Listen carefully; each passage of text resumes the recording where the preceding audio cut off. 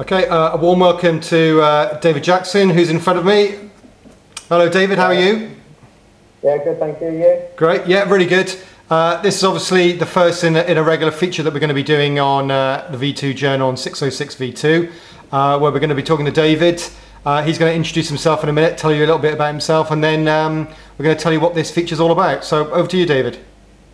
Yeah, so my name's David Jackson. I play professional rugby for Nottingham in the RFU Championship. I play wing or fullback, and like I say, we're going to do some video blogs where you can send in your questions, and I'll answer those by the magic of the internet. And yeah, we'll just be keeping you updated with things going on in and around Nottingham rugby and what I'm up to.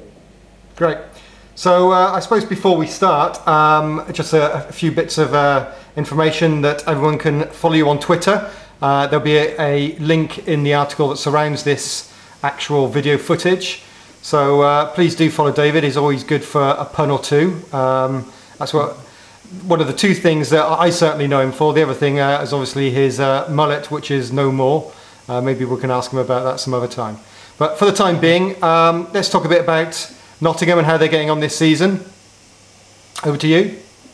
Yeah, no, we've after a win last weekend down at London Scottish, we secured our place in the top 8, which is for the playoffs at the end of the season. So that was a good achievement, and we're just looking forward now. We've got 4 games before the playoffs start for us to sort of just finish off. Try and gain some momentum going into those playoffs, which is important to be playing well and sort of have a few wins and be about hopefully going into the playoffs just to give a bit of extra confidence at the end of the season. Because as we've learned over it's the 3rd year the playoffs have been running in the Championship, and it's quite important your form going into those playoffs, because you know how difficult those playoffs have been. Those games, you play 6 games in your pool of 4, so against 3 teams home and away, the 4 semis and final, and the intensity of those games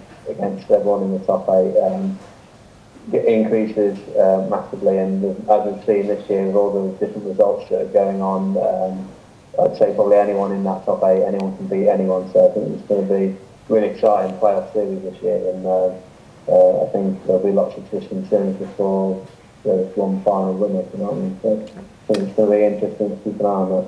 Yeah, great. I mean, you know, Nottingham were going great guns, and that win over London Scottish on the weekend there secured you, made sure that you're not going to be in the relegation playoffs. So, as you say, you know, good luck going forward. And I'm sure we'll catch up a bit more about Nottingham and the Championship when we touch base next week. For the time being, as it's the beginning of Six Nations weekend, just wanted to ask you a few questions about those games just to finish off today's first interview.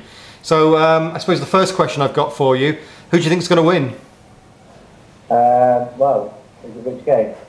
well, we'll come on to the games in a minute, but the overall championship. Oh, the overall championship. Who's going to win the overall championship? I think it'll be very close between.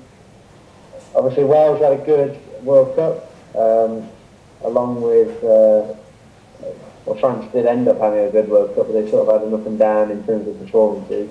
I think those two, and then obviously with Ireland in there as well. England have made a lot of changes, and they're sort of going through a transition period where, you know, it could.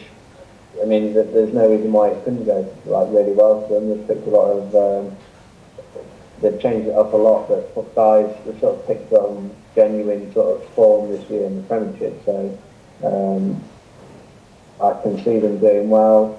I don't think England will win it. I would say it's between Wales and France, and if that's put the neck on the line, I'm going to say France.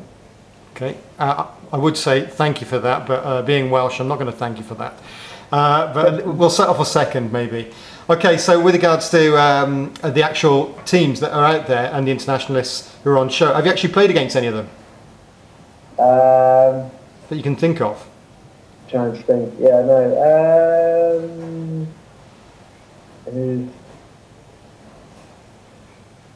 I should have done some more research for it. There must be some people who played again. Well, maybe we can pick it up next week after we've had the first round anyway. But have a think about it, and you can tell us.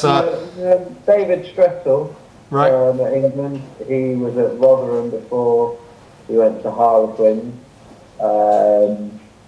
playing in the Championship. And could you tell he was a class above, or was he just a? Yeah, no, he was a very, very good player. He probably could have made the step up, or should have made the step up to the Premiership a bit earlier. He could have gone a couple of seasons earlier, I thought. And then Chris Ashton was playing for Northampton when Northampton were in. We've played a lot of the Premiership teams in pre-season, so we've played over the last 3 years sort of Northampton, Leicester, Saracens. So there's a number of guys playing. More probably England that we've played, so that experience is the same. You mentioned Ashton there, and yourself being a winger. Have you ever done an old swan dive over the line? Nothing as extravagant as that, shall we say. Fair enough, I'll leave it at that for now. Alright, then just to finish off today, just your predictions on the games. So first one to kick off tomorrow, France, Italy. France, Italy, I think, well, I said France are going to win it, didn't I? So I think I need to pick them to at least beat Italy. Italy made some decent strides, haven't they, over the last 3 years, and some of the like Treviso and some of the teams in the European Cup have been doing well. So I think they'll progress again like they have done. But I think some of the the strongest teams are going to be a little bit too strong for them. So I think France will win that one. Okay, then on to the Calcutta Cup. It's in Scotland, isn't it? Yeah, it's in Merrifield. Yeah, with all I think England's first game, with all the changes that they've made, there was one thing they picked. I saw on Sky Sports News they picked Owen Farrell and Brad Barrett, but playing them. It said that we're going to be playing them the other way around to what they played for Charlton, which I thought was a little bit odd to have them the other way around in terms of inside and outside centre. But we'll see whether that works. But they have at least picked. They've got those three from Saracens: Charlton, 10, 12, 13.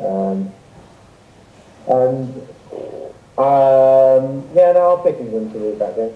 Okay, and finally, for me, even better than the Calcutta Cup, Ireland Wales. I think this is going to be the game of the weekend. Well, yeah. So my background comes from Wales. Well, I wasn't born in Wales or anything, but my parents are from Doncaster and lived in Wales their whole life, and so they came over to England. So my dad brought me up on Welsh rugby, so I certainly supported Welsh. And so from a good World Cup, and purely for that reason, I'll back Wales to win that game as well. Well, that's brilliant, David. Thank you so much for your time today. We'll catch up again next week sometime. If there's anyone out there who's watching this blog and has got a question for David, then please just log on to the site and you'll be able to put your questions to him, and we'll pick the best 5 or 6 and we'll certainly grill him a bit more until then. But in the meantime, make sure you follow David on Twitter and also follow our account. Thanks for your time, David. Have a nice evening. Thank you. Take care.